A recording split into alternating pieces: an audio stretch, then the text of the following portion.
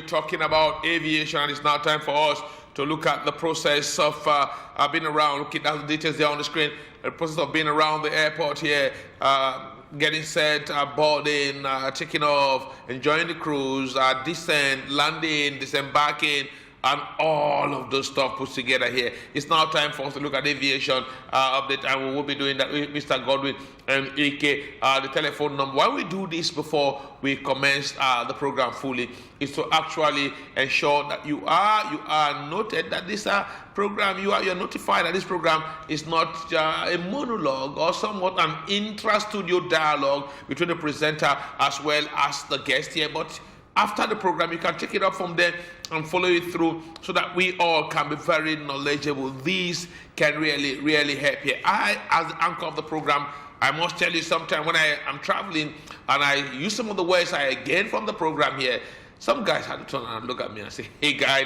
I know make Kantibaro, the former NPC GMD, we had talked so much and all of that. And I just used the word that he talked about the new GMD, Mr. Carey, and he said, look, Mr. Carey is set for takeoff and all of that. Well, I said, look, Mr. Carey, if you attend to the new GMD, if you work very hard and quickly, you're going to attend you're going to attend V1 spin, and soon you will be up there in the sky. And Mekati told me, hey guy, he will be flying a lot, but I'm not a regular flyer. I just anchor the program here. I know Mr. Godwin Enike taught me everything about taxi, everything, V1 speed, you hit the sky.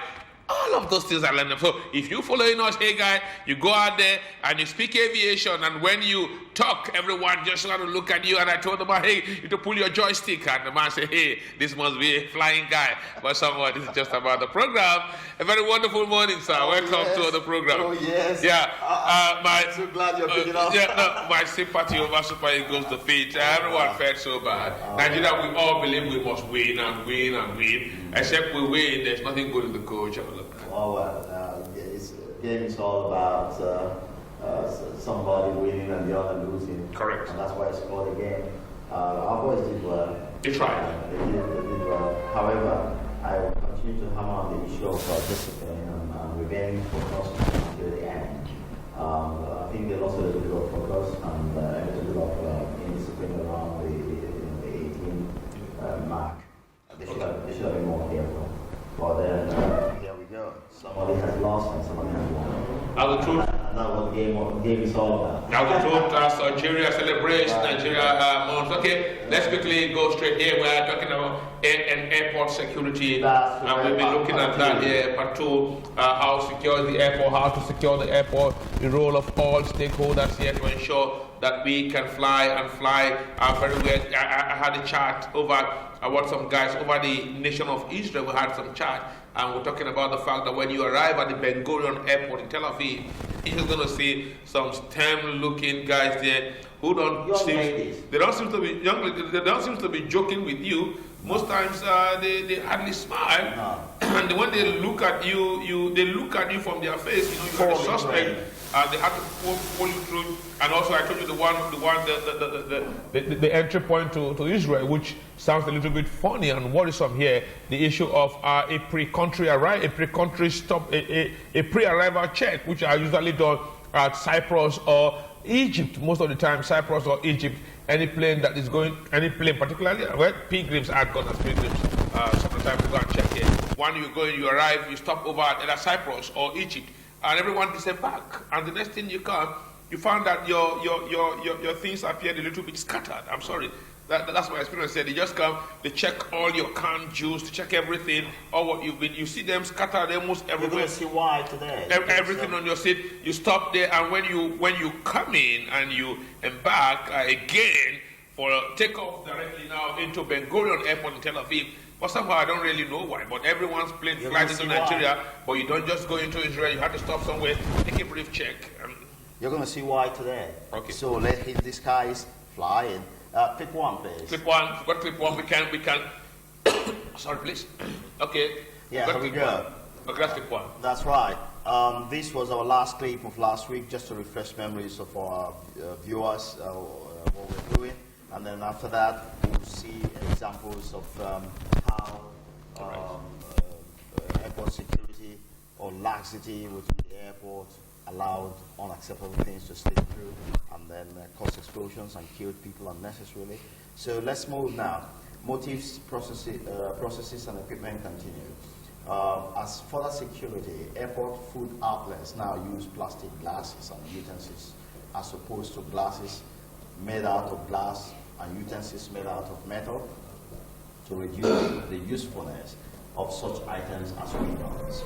All right. In the recent past in the USA, non-passengers were allowed on the concourses to meet arriving friends and relatives at their gates. This is now restricted due to possibilities of terrorist attacks. Non-passengers who, due to one important reason or the other, must come to the secure areas must obtain a gate pass. However, sensitive areas in airports such as airport ramps and operational spaces are restricted from the general public. Known as Security Identification Display Area (SIDA), these spaces require special qualifications to enter. Another security measure used by most airports around the world is the fiber optic perimeter intrusion detection systems. With these, airport security officials, it's what you have around. Unfortunately, most of our airports we don't even have perimeter, fencing. What more, putting the fiber optic perimeter intrusion detection system. It's an electronic, safety equipment that you install around a perimeter fence. Yes. What it does is that if anything is intruding, be it human being, be it animal, or anything, those that are in the control room see what's going on. And as a matter of fact, that's how close you get to it. It sets off an alarm, and somebody can actually speak to you from the control room and ask you to back off. If you don't, or otherwise, there might be some snipers, depending on the level of alert that you have. You have the blue, the yellow, the red, and the rest of them. If you're on red alert, be sure that if you don't back off, you may have a bullet in your head. So that's it's all about people gauging the level of security issues they have, putting installations that are necessary, and then sending a strong signal out there that, listen, we're not joking. That's true. Don't you come here, because you'll be sorry that you did. So that's how it works. That's really how it works. We need to sit up, we need to get serious, and we need to be seen to be serious. Yes. Okay, so I think we're done with we just saying that another security measure used by most airports around the world is the fiber optic perimeter intrusion detection systems. With these, airport security officials can, in real time, detect, track, and locate intrusions at the airport. Good. And so, let's move to clip 2 very quickly. Let's go to clip 2. We'll see some incidents around the world. That's clip 2 here. That will bring around the world home to you why Israel does what it does. Okay. Here are some of the incidents around the world tracing airport security breaches. Okay. Breaches of security at the airport caused some of these accidents that we're going, or rather, incidents that we're going to. We won't forget 9/11 quickly. Well, we're going to see that. 9/11, okay. We're going to see that too. So, on October 6th, 1976, Cubana Flight 455, flying from Barbados to Jamaica, excuse me, was downed by 2 time bombs planted by someone or some individuals before the plane took off. Total of 73 people, crew and passengers, lost their lives in the incident. Now, I mean, people were not serious at the time, not expecting that anybody could ever contemplate doing a thing like that. And so they would just package bombs in baggages and check in, and then poor pilots and his crew and the poor passengers get into mid-air, usually timed. I mean, they know the flight they are checking it in, and they know who they are targeting, the country they are targeting, and so they get these baggages into the river with bomb time to explode at a particular time. And so once it gets to that time, it sets off, and then blows the plane out of the sky. And so let's get to number 2 of clip 2. Number 2, clip 2. That's good. On June 23rd, 1985, Air India Flight 182 fell into the Atlantic Ocean, about 120 miles, that's the equivalent of 192 kilometers, southwest of Aviation in Ireland. Okay. The Boeing 747-237B aircraft, named Emperor Kanishka. Must be a very, very, very, very big plane. Oh, so yes, many passengers. massive. So many passengers. 747 237B. So it was a massive one. Named Emperor Kanishka, operated by Air India, originated its flight from Toronto, Canada, as Flight 181, and was supposed to have stopovers at London Heathrow Airport, Indira Gandhi International Airport, New Delhi, India, and final destination at Sahar International Airport, Bombay, India.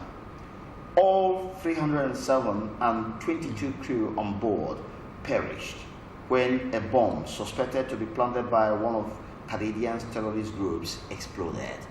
That was another security breach and a slip, and bomb got on board and slaughtered people. Let's move to clip 3 very quickly and see some Clip more 3 quickly. Okay, that's clip. around the world. I mean, we're bringing this home to us in Nigeria for us to know that this can still happen anytime. If we're not careful. So there is no moment of looking away.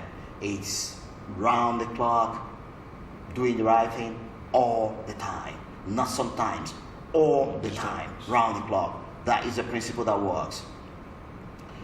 On same June 23rd, 1985, a related attempt at bombing yet another Air India flight failed at Narita International Airport, Japan, formerly New Tokyo International Airport, Greater Tokyo Area, Narita, Chiba, Japan, due to mistiming by the terrorists who planted the bomb. Actually, the bomb was planted in another plane and set to get into the Air India that was supposed to now pick it up, because the baggage was interlined, to be on that Air India, in Narita Airport in Japan.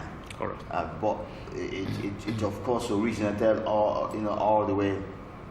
I think that was from Canada, and so the terrorists forgot that Japan observed this daylight, the daylight stuff where you add sometimes or subtract 1 hour to your original time. That was a mistake those terrorists made. When they set the timing on the bomb, they didn't take cognizance of that 1 hour, which Japan had gone ahead with, because I mean that wasn't going on in Canada. The daylight stuff wasn't going on in Canada, but it was going on in Japan. So that 1 hour, sleep, created the problem. The bomb didn't find. It was already on its way. Baggage handlers. It actually killed 2 baggage handlers. The thing was already on its way to that airplane, but never got there. And then the timing set, got there, and it exploded without really getting on board. But it was the same people who organized the previous one we just read that also organized. They were planned to take place simultaneously the same day. So let's read that again. Okay, let's go back. On same June 23rd, 1985, a related attempt at bombing yet another Air India flight failed at Narita International Airport, Japan, formerly New Tokyo International Airport, Greater Tokyo Area, Narita, Chiba, Japan, due to mistiming by the terrorists who planted the bomb.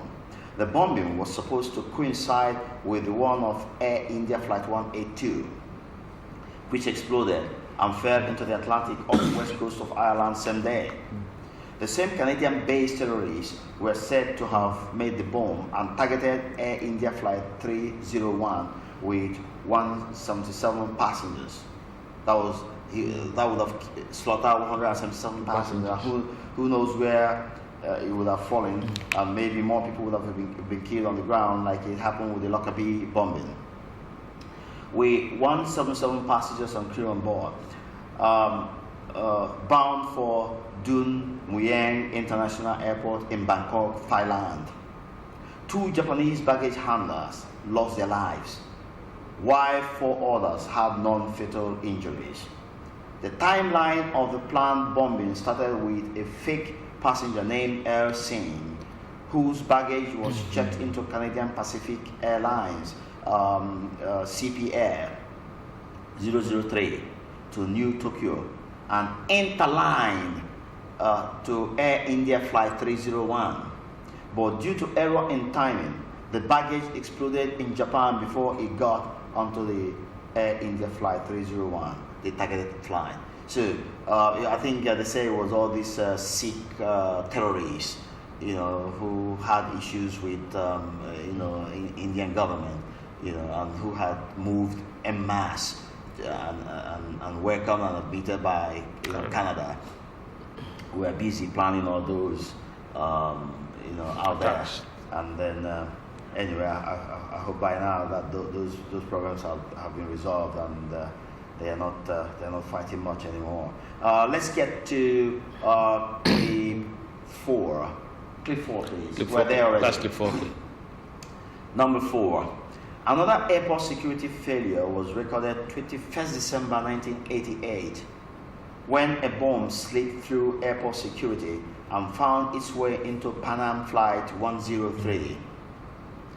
270 people, that's 259 on the plane and 11 on the ground, perished when the plane exploded and fell on Lockerbie, Scotland.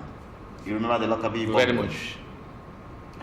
A regularly scheduled transatlantic flight from Frankfurt, Germany to Detroit, USA via London and New York. Pan Am Flight 103 was downed by a bomb suspected to have been planted in London by a Libyan intelligence officer named Abdul Baset al-Megrahi.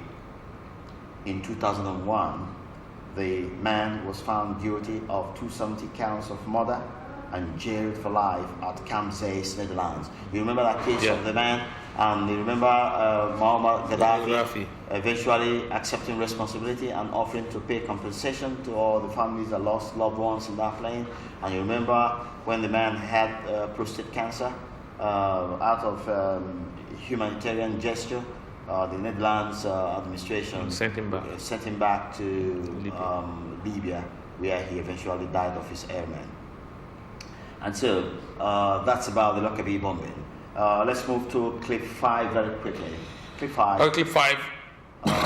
Clip 5. Okay. Number 5.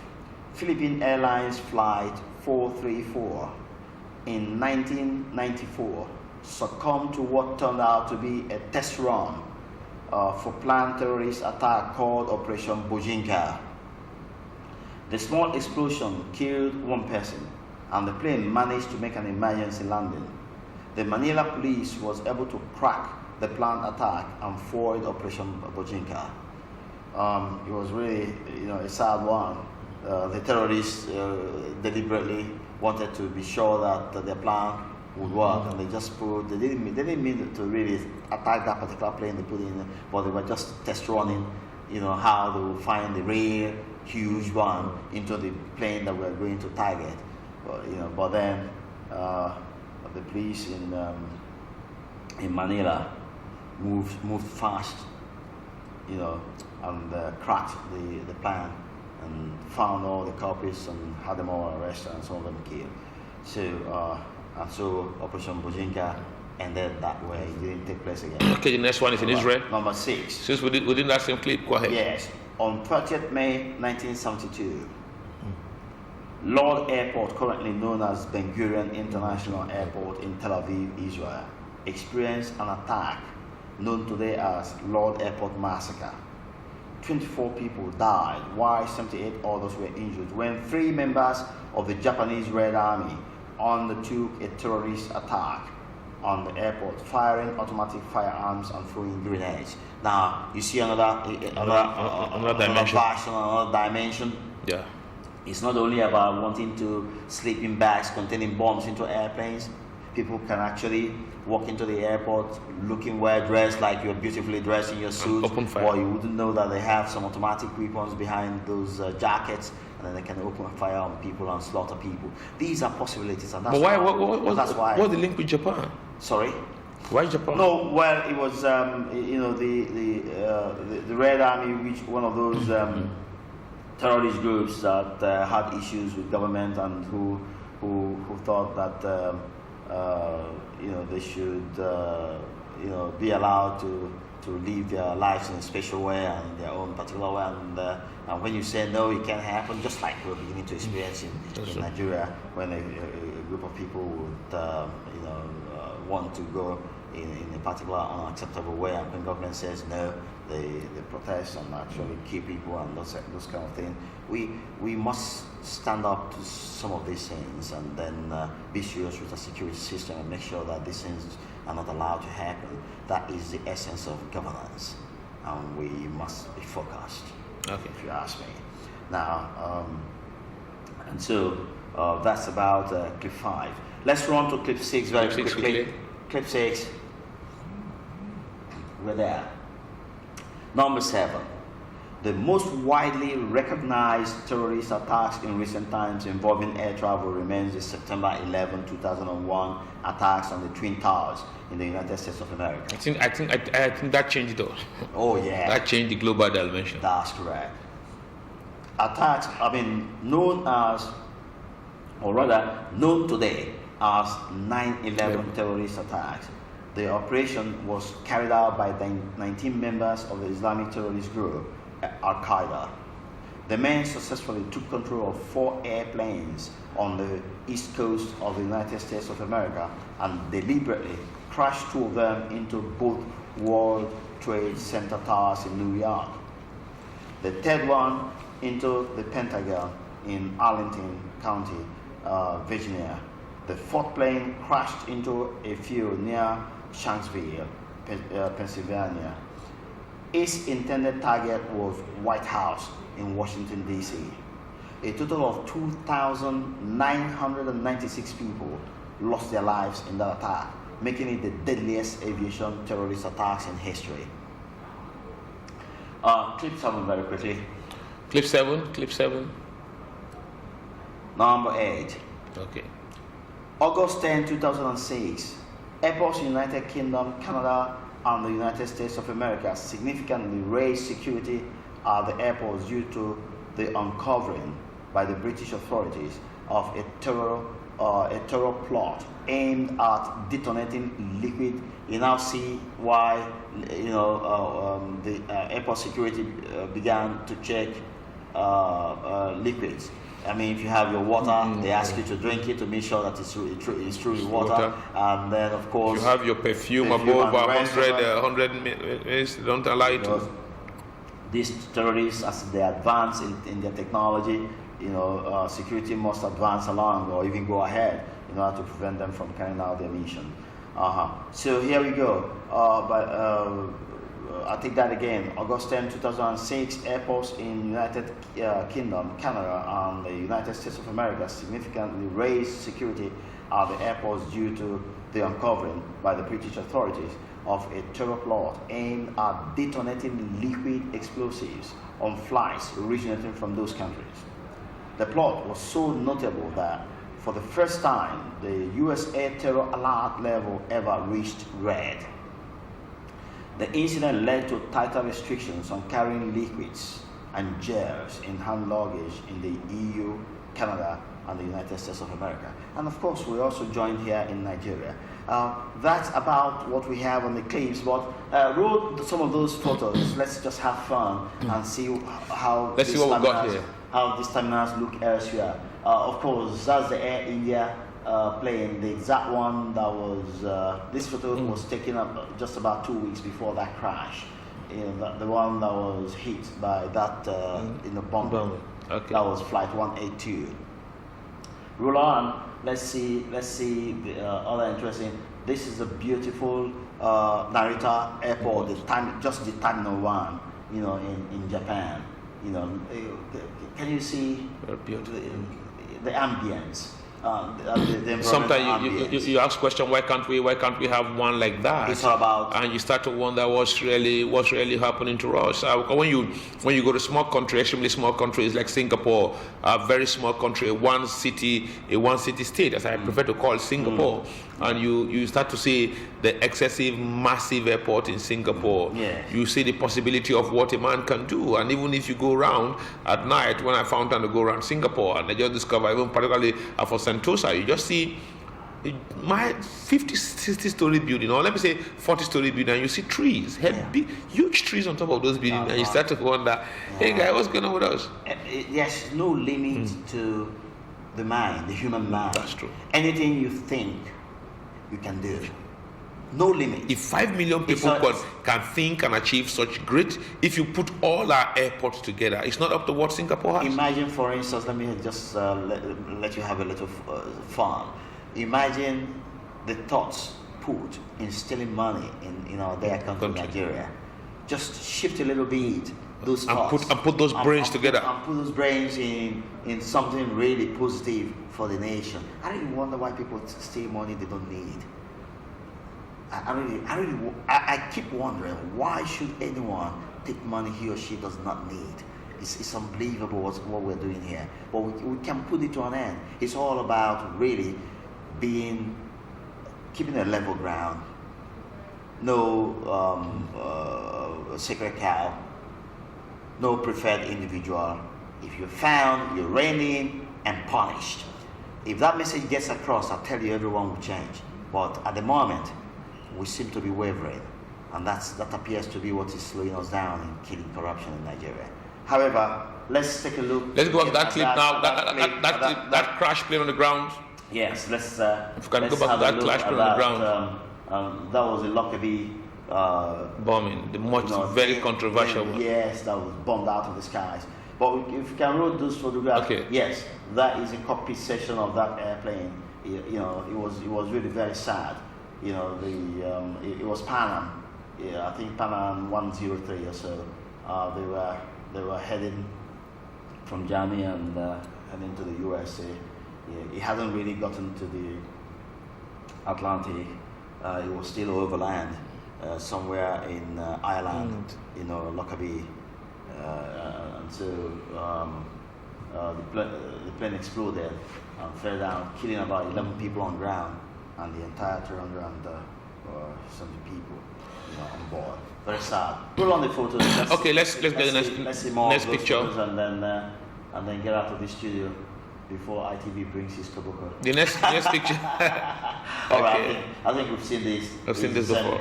India. So if you have other comments or other questions to ask, I'm all. Well, I think from this the world has learned. But as we go on and start to discuss this, the question will be the seriousness of our aviation and immigration officials at the port here, and compliance and obedience by government officials here. Because when you go out there, like what you said in Israel, these young-looking ladies, everybody, you don't even know it's a government official. Everyone just file in a single line, and they finished, and everyone is gone. But when you get to our place here, you just see where a policeman with a gun is trying to guide his Oga in, and we see it as a anomaly. And Oga that might be even a terrorist, a sponsor of terrorism. That's true. Who, by that dint, is a terrorist, and then he gets protection from official. I mean, it's attitude, and somebody can be bold enough to put an end to the nonsense. It's just attitude. We can put an end to it. And I mentioned this once to you, how I got to the airport and I found the man who should be taking a look at the screen to see the baggages that were being screened, conversing with his friend. And baggages were busy passing, and nobody was really taking a good look to see that unacceptable things were not slipping through. I immediately harassed him. I said to him, with this conversation you're holding, how would you see what's going on the screen? Oh, sorry sir.